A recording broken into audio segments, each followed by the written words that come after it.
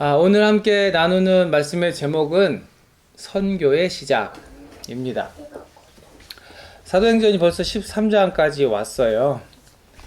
우리 12장까지 지난주를 살펴봤고요. 이제는 새로운 국면을 맞이하는 사도행전의 13장부터 말씀을 살펴보면 좋겠습니다. 제가요, 미주 성결교회의 캐나다 원주민 선교를 위해 파송받은 선교사입니다. 자비량으로 사역하던 교회에서 파송받아서 자비량으로 시작했던 선교가 지금 이제 교단에 파송을 받은 선교사로 활동이 되었어요. 그리고 우리 삶의 자리 교회 목사이기도 하죠. 원주민 마을에서도 그렇고 삶의 모든 자리, 우리의 도시에서도 그렇고 원주민들에게도 그렇지 않은 사람들에게도 복음을 전하기 위해서 시작한 선교였고 교회 개척이었습니다. 제가 삶의 자리 교회 개척하면서 바꾸지 않고 가져가려고 세운 비전, 교회 비전이 이거예요. 모든 삶의 자리에서 서로 사랑하며 더불어 함께 선교하는 공동체. 우리가 흔히 지상명령이라고 하잖아요. 그 지상명령, 어제 유스그룹 학생들은 배웠었던 건데요. 지상명령이 뭐예요? the greatest commission이죠. 그러니까 가장 큰 명령. 마태복음 28장 19절 20절을 지상명령이라고 흔히 부릅니다. 가장 위대한 명령. 그러므로 너희는 가서 모든 민족을 제자로 삼아서 세례를 주고 내가 가르친 것들을 가르쳐 그들에게 지키게 하여라. 이게 예수님께서 이 땅에 남기신, 우리에게 주신 명령입니다. 이 명령 안에는 가서 모든 민족을 제자로 삼아서 세례를 주고 가르쳐서 지키게 하라. 이 말씀들이 있어요. 그것을 위해 선교를 시작했고 그것을 위해 교회 개척을 했습니다. 또 그 명령을 제게만 주신 명령이라 생각하지 않고 교회 공동체를 이룬 우리 모두에게 함께 주신 명령이다라는 비전을 가지고 앞으로도 그렇게 사역하기를 원합니다. 오늘 보시는 말씀 사도행전 13장은요. 선교의 시작이라고 할 수 있는 장면이 담겨있는 말씀입니다. 우리 지난주 12장은 조금 다른 뜻밖의 말씀이 들어있었지만 11장까지의 말씀 여러분 혹시 기억하세요? 이방인에게, 고넬료에게 복음이 전해졌고 베드로가 환상을 보고 고넬료도 환상을 보고 그렇게 만나게 하셨고 이방인이었던 그가 예수를 완벽해 보였던 그의 삶이 부족했던 단 한 가지 누구? 예수 그리스도의 이름을 알게 되면서 온 집안이 구원을 받았고 그 동네의 모든 사람들이 예수를 알게 되는 놀라운 일들이 펼쳐져 가고 있다가 12장에 들어서서 갑자기 예루살렘 교회가 핍박받는 얘기가 막 나왔습니다. 그래서 순교당한 야고보의 이야기가 나왔고 감옥에 갇혔던 베드로의 이야기가 나왔죠. 그랬다 베드로가 하나님의 놀라우신 인도하심을 따라서 그 감옥에서 풀려났던 이야기를 우리가 지난주까지 살펴보고요. 바로 이어지는 이 13장의 이야기가요. 이제 이 안디옥이라고 하는 선교의 전초기지 역할을 했던 선교가 시작됐던 이 교회에서 선교사들을 파송하는 이야기로 시작이 되고 있는 거예요. 오늘 본문의 자리가 그렇습니다. 11장에서요, 사실은 12장을 건너뛰고 13장으로 넘어와도요, 이야기는 매끄럽게 진행이 되는 것처럼 보일 만큼 12장은 사실은 뭔가가, 갑자기 이 얘기가 왜 나오지? 하는 느낌을 가지고 있어요. 그런데 의도가 있죠. 이렇게 이방인으로 향해서 복음이 뻗어져 가나 하는 그때에 하면서 12장에서는 예루살렘 교회가 핍박받는 이야기가 들렸으니까요. 그러니까 주님의 복음이 전파되는 이 놀라운 일들 가운데 핍박이 거세질수록 주의 말씀이 전 세계를 향해 뻗어나갔다는 것을 우리가 사도행전 통해서 보여주시고 있고 볼 수 있습니다. 헤롯 왕이 있던 그 예루살렘 성에서 그 교회를 핍박했던 헤롯이요, 12장 끝에 보면요, 갑자기 뜻하지 않게 죽음을 맞이하게 됩니다. 이제 그런 일이 있은 후에 벌어지는 이 사도행전 13장을 보면서요, 선교라고 하는 것이 어떻게 시작되었고, 선교라고 하는 것은 어떻게 해야 하는 것인가를 우리가 함께 살펴볼 수 있었으면 좋겠습니다. 선교 그러면요, 영어로 미션이라는 단어를 쓰죠. 그래서 선교사 그러면 미셔너리 그러잖아요. 근데 또 우리가 어제 유스그룹 친구들은 배웠지만 미션이라는 영어 단어를 쓰는 한국 표현 뭐 있죠? 사명. 그렇죠. 사명이라는 것도 미션이라는 단어를 씁니다. 사명, 선교 이런 거 다 미션이라는 말을 쓰는데요. 사실은 이 영어 단어 미션은 이게 어디 말인 줄 아세요? 라틴어. 네, 라틴어. 이 발음을 제가 라틴어 발음을 어떻게 해야 되는지 모르겠지만 미테라고 읽어야 되는지 모르겠어요. 그렇지만 이 미테라고 하는 단어에서 나온 게 미션이라는 단어고요. 이 라틴어 단어는요, 보내다라는 뜻을 가지고 있습니다. 그러니까 이제 여러분 제가 이렇게 장황하게 좀 설명을 했지만 결국에 선교라고 하는 것이 무엇인지를 이 단어의 뜻에서 우리가 좀 생각해 볼 수 있어요. 선교는 곧 사명이고 선교는 곧 보내심인 거죠. 보내심을 받아서 사명을 받아서 나아가는 그 발걸음이 곧 선교라고 할 수 있겠습니다. 복음은 그렇게요, 이방인에게로 흘러갔고 마침내 이 안디옥이라고 하는 교회를 통해서요, 선교사가 파송되면서 세상으로 점점 더 뻗쳐나가기 시작했습니다. 그래서 사도행전 13장은 선교의 시작을 볼 수 있는 장이죠. 선교가, 그러면 우리가 살펴볼 수 있는 이 선교가 어떻게 시작됐을까? 무엇으로 시작됐을까? 정리해봤습니다. 첫 번째로 선교는요, 성령으로 시작됐던 것을 우리가 보게 됩니다. 오늘 본문 보면요, 안디옥 교회에서요, 어떤 사람이 있었다고 말해요? 여러 예언자들과 교사들이 있었는데 주님의 일꾼들이 거기에 있었다는 얘기입니다. 그런데 갑자기 주님께서, 주의 성령이 말씀을 주셔요. 그 말씀을 들어보면 뭐라고 되어 있을까요? 성령께서 말씀하시기를, 나를 위해 너희들 여기 일꾼들 많은데 그들 중에 바나바와 사울을 따로 불러 세워라, 이렇게 말씀하십니다. 뛰어난 언변을 가졌던 바울이 제가 갈게요, 이렇게 시작했나요? 아니면 돕는 자였고 참 순수했고 열정이 넘쳤던 전도자 바나바가 저 복음 전하러 가겠습니다 라고 먼저 손들었나요? 그것이 아니라 누가 따로 불러 세우셨기 때문에, 성령께서 교회를 통해 그들을 불러 세우셨기 때문에 그들이 이제 선교사로서의 사명을 시작할 수 있게 된 거죠. 내가 가겠다 이게 먼저가 아니고요. 나한테 은사가 있으니까, 나 잘하는 일이니까 내가 한번 해볼게요가 아니고요. 성령께서 보내시니까 나섰다는 거죠. 성령께서 선교의 사명을 주시고 감당할 만한 사람을 세우시고 그들을 보내시니 그들이 갔더라.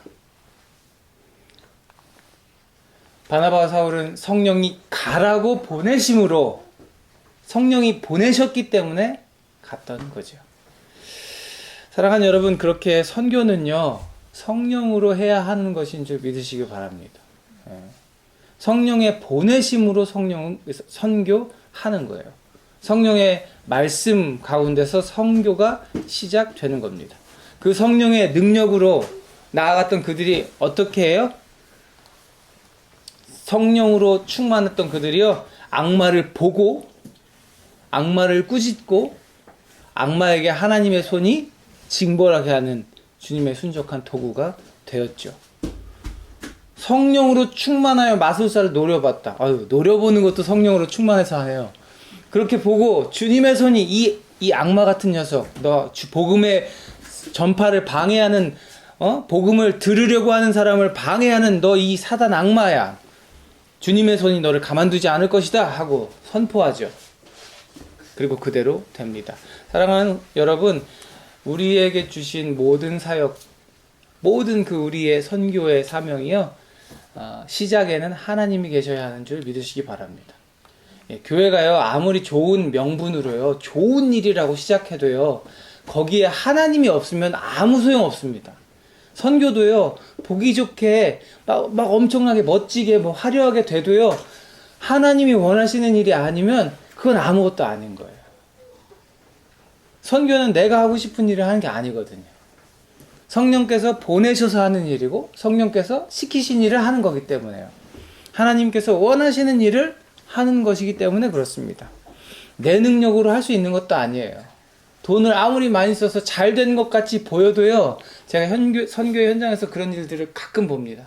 또 엄청난 돈을 쓰고 엄청 화려하게 했는데 그리고 나서 아무 일도 없었다.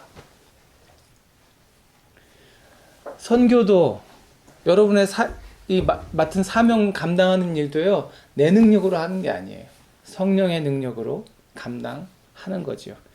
말씀과 기도로 깨어 있어야 하는 이유가 거기에 있습니다. 성령으로 하세요. 네, 그러면 어떻게 하죠? 난 안 들리는데요. 우리가 성령의 음성을 들을 수 있는 방법이 뭡니까?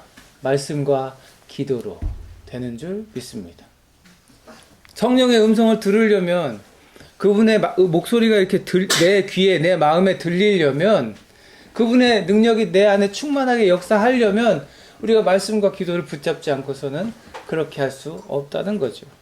주님께서 우리에게 약속해 주셨잖아요. 아까 지상명령에. 명령 주시면서 뭐라고 그러세요? 자, 갔다 와. 이렇게 안 하시고 내가 세상 끝날까지 너희와 항상 함께 하리라. 주님께서 함께 하시잖아요. 그 주님 함께 하시는 것을 우리가 느끼려면 말씀과 기도를 붙잡고 성령의 도우심과 인도하심을 따라 사역하게 되어야 하겠습니다. 주님께서 우리를요, 각자의 삶의 자리로 보내셨어요. 어떤 얘기는 학교, 직장, 가정, 우리의 삶의 모든 자리, 그곳에서요, 여러분을 보내신 그분의 뜻대로 사역을 감당하는 저와 여러분 되었으면 좋겠습니다. 그리고 선교는 악한 세력과 맞서는 것입니다. 오늘 본문 보면 바나바와 바울이라고 하는 사울이 이렇게 나오는 거 눈치채셨어요? 앞에선 계속 사울 했어요. 그러다 이제 사도행전 13장에 가면요, 사울 하다가 바울이라 하는 사울이 하면서 뒤로 가면 이제 바울이로 바뀌게 되는 그 기점이 있거든요. 이 바나바와 이 바울이요, 성령의 보내심을 따라서 갔는데 거기서 누굴 만나요? 성령이 보내셨으니까 착한 사람, 좋은 사람, 나 도와주는 사람 만나야 되잖아요. 그래요? 아니에요. 보면 갔더니 누굴 만나요? 요상한 사람을 만납니다. 마술사라 불리고 아주 고약해가지고 이 바나바와 바울을 불러다가 당신들 지금 하는 얘기가 그냥 들을 얘기가 아니라 내가 정말 듣고 알아야 될 얘기 같은데 한번 해주십시오. 나 듣고 싶습니다라고 하는 그 사람을 옆에서 계속 방해하는 사람이 한 명 있는 거예요. 저거 쓸데없는 얘기라고 했겠죠. 저거 믿을 만한 얘기가 아니라고 했겠죠. 저 사람들 이상한 사람들이라고 했겠죠. 그렇게 예수님의 복음을 못 듣게 방해하는 세력이 거기 있었다는 겁니다. 제가 아까 물어봤잖아요. 성령이 보내셨으니까, 하나님이 그리 가라 하셨으니까 좋은 사람 만나야 되겠죠? 근데 누가 끄떡끄떡 했거든요. 그럴 것 같은데 사실은 그렇지가 않더라는 거예요. 사랑하는 여러분, 우리는 하나님을 보내심을 받은 사람들입니다. 삶의 모든 자리로 가라 말씀하셨어요. 그렇게 가면 좋은 일만 생길 것 같죠? 좋은 사람만 만날 것 같죠? 근데 그렇지가 않잖아요. 여러분 한번 여러분의 삶의 자리 돌아보세요. 좋은 사람도 있지만요, 그렇지 않은 사람들도 여전히 있어요. 그럴 때 우리가 낙심하고 좌절해야 할까요? 아니요, 그렇지 않습니다. 그렇기 때문에 우리가 보내진 것이라는 걸 여러분 믿으시길 바라요. 악한 세력과 맞서야 하는 자리이기 때문에 내가 보내진 것이라는 걸 여러분 기억하시길 바라요. 왜 하나님 나 이런 데 보내셨어? 왜 나 하나님 나 힘들게 하셔? 이게 아니라 그 자리에 내가 있어야 하기 때문에, 하나님과 함께하는 하나님의 자녀인 내가 거기에 있어야 하기 때문에 보내신 거죠. 악한 세력들과 맞서라고 우리를 보내시는 거죠. 여기 맞서라는 표현을 여러분들 잘 기억하세요. 치고받고 싸우고 바울처럼 막 뭐라고 하고 째려보고 노려보고 이렇게만 하는 게 맞서는 게 아니에요. 어두운 곳을 밝게 비추는 것도 맞서는 겁니다.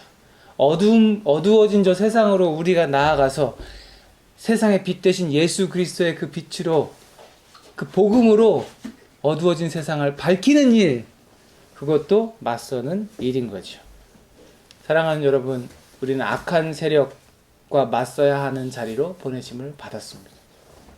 그래서 우리가 걸어야 하는 길은요, 넓고 편하고 안전한 길이 아니고요, 좁고 힘들고 어려운 길일 때가 더 많이 있는 것 같아요. 그런데 그 길을 우리가 왜 걸어야 하겠습니까? 하나님께서 가장 관심을 두고 있는 일이 거기에 있기 때문에, 하나님께서 가장 사랑하시는 사람들이 거기에 있기 때문에, 잃어버린 영혼을 찾고 주님께로 인도하고 그들을 가르쳐 지키게 하고 제자로 세우는 일이 거기에 있기 때문에 좁고 힘들고 어렵지만 우리가 감당해야 하는 거죠. 사랑하는 여러분, 어렵고 힘들지만 그 길을 같이 걷기를 원합니다. 삶의 자리에서 마주하는 불의한 일들 얼마나 많아요. 정말 불의한 세상 가운데 여러분 우리 살고 있잖아요. 그러나 여러분, 실망하고 좌절하고 낙심하지 않기를 축복합니다. 그런 길임을 알고 걸으면 우리 상처받지 않을 수 있어요. 그래야 내가 그런 길로 가고 있지. 그럼에도 불구하고 우리가 상처받지 않고 낙심하고 자빠져 넘어져 그냥 쓰러져 있지 않을 수 있는 건 나와 주님께서 함께 하신다는 것을 우리가 믿기 때문이죠. 그 길을 우리가 주님과 함께 걸으며 담대하게 그리고 용기 있게 선교하는 우리들 되었으면 좋겠습니다. 그리고 선교는요, 함께 도우며 하는 것입니다. 여러분, 선교는요, 혼자 하는 게 아니라고 저는 확신합니다. 혼자서요, 이것도 해야지 저것도 해야지. 물론 대단한 능력을 가진 사람은 혼자서도 많은 일들을 해낼 수 있겠지요. 그러나 오늘 말씀 볼게요. 이 안디옥 교회에서 바나바 사울을 선교사로 파송할 때 어떻게 했다고 나오나요? 그들은 금식하고 기도한 뒤에 두 사람에게 안수하여 떠나보냈다. 아, 이 사람들이 이제 하나님께서 따로 세우시는구나. 얘네만 사랑받네? 시기질투. 이게 아니라, 아, 이제 이 사람들을 하나님께서 쓰시겠다 하는구나. 금식하며. 여러분, 금식하는 거 쉬워요? 안 쉬워요. 저는 금식하는 거 안 쉽더라고요. 이거 잘 하시는 분들 계시던데, 저는 금식하는 거 안 쉽더라고요. 이렇게 금식하면서 간절한 마음으로 하나님께 기도한 뒤에 하나님 이들을 이제 하나님 말씀대로 세웁니다. 이제 보내심을 받는 이들을 축복하며 기도합니다. 두 사람에게 안수하며 떠나보냈다. 잘 가, 수고해. 이렇게 끝나는 게 아니라는 거예요. 교회는요, 나의 사랑하는 형제 그리고 자매가 감당할 이 보내심을요, 함께 준비했습니다. 그들을 위해 금식하고 기도하고 마음을 듬뿍 담아서 안수하여 그들을 보냈고요. 이렇게 보내고 나서 가! 그러고서 잊어버렸을까요? 아니요, 전혀 그렇지 않았을 거예요. 그들을 생각하면서 기도하면서 후원했을 겁니다. 그들을 도울 방법을 늘 생각했겠죠. 사랑하는 여러분, 선교는 혼자 하는 게 아닌 거죠. 저도 혼자 하고 있지 않습니다. 많은 분들이 기도해 주고 계시고 많은 동역자들이 함께 해주고 계시고 더불어 함께 그렇게 할 때 능력 있게 힘 있게 할 수 있는 거예요. 근데 함께 하는 건 사실 어려운 일입니다. 같이 마음을 모은다는 일은 쉽지 않습니다. 서로 맞추는 일 어려워요. 어떤 때는 내 것을 떼줘야 할 때 쉽지 않습니다. 마음에 들지 않아도 마음에 품어주는 일 너무 어려워요. 이 모든 일 중에 쉬운 건 하나도 없어요. 그렇지만 선교는 같이 해야 하는 거죠. 어려워도 힘들어도 그렇게 해야 합니다.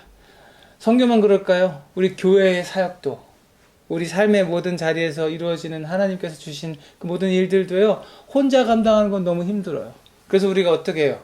목장 모임으로 모여서 기도 제목을 나누고 내 삶에 이런저런 일이 있었다고 이야기도 하고 서로 격려하고 먹여주고 또 도와주고 끌어주고 밀어주고 이렇게 더불어 함께 하는 거죠. 간절히 바라기는 우리 교회가 그런 아름다운 공동체로 잘 세워져 가기를, 바랍니다. 너, 나, 뭐 할 거 없이 다들 그렇게 도우며 살아가기를 원합니다. 그리고 선교는 하나님 말씀을 선포하는 것이죠.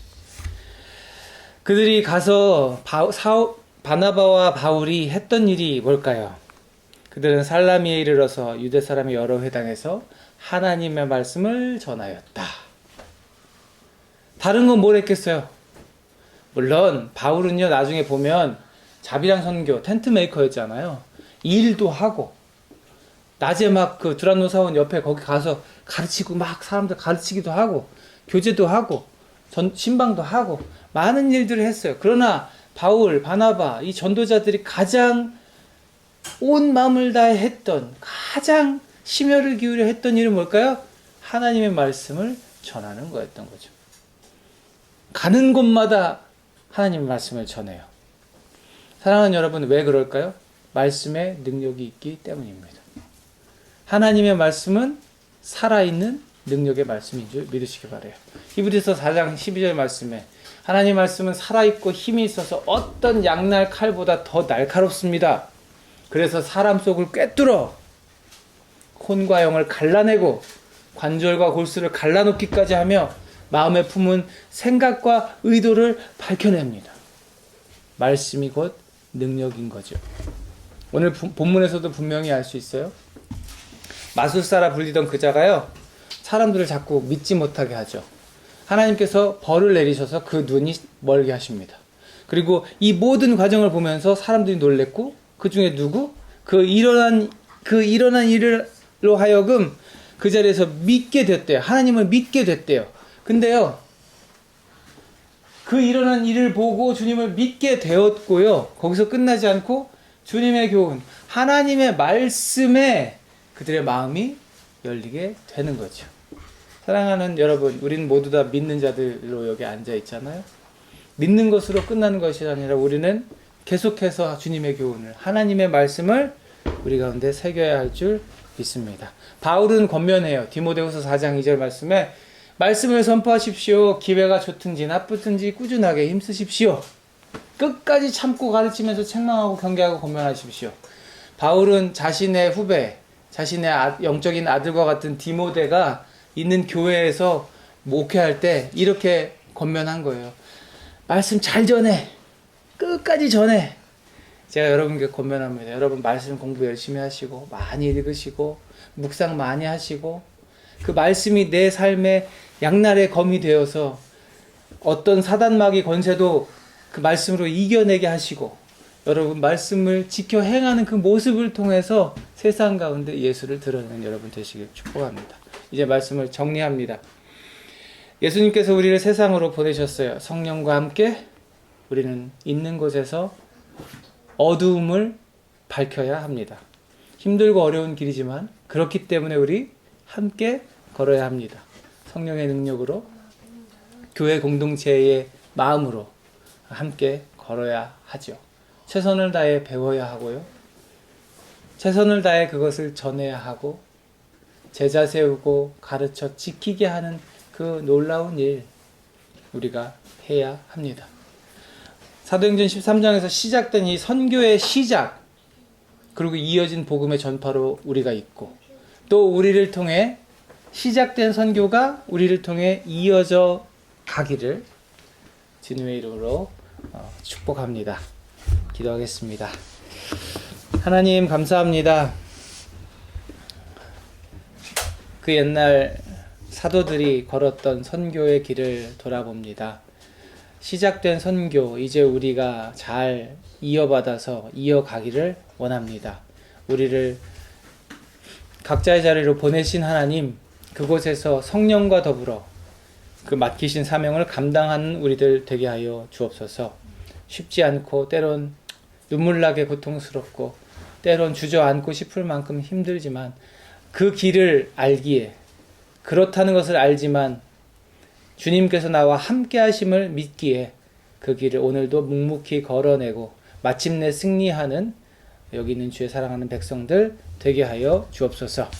이제는 우리 구주 예수 그리스도의 은혜와 아버지 하나님의 무한하신 사랑하심과 성령님의 내주, 감화, 감동 교통하심이 주님의 길을 걷겠다 다짐하는, 그리고 선교의 사명을 감당하겠노라 결단하는 여기 있는 사랑하는 주의 백성들 머리 위에, 저들의 모든 삶의 자리 위에, 그리고 저들의 앞길 위에, 우리 교회 위에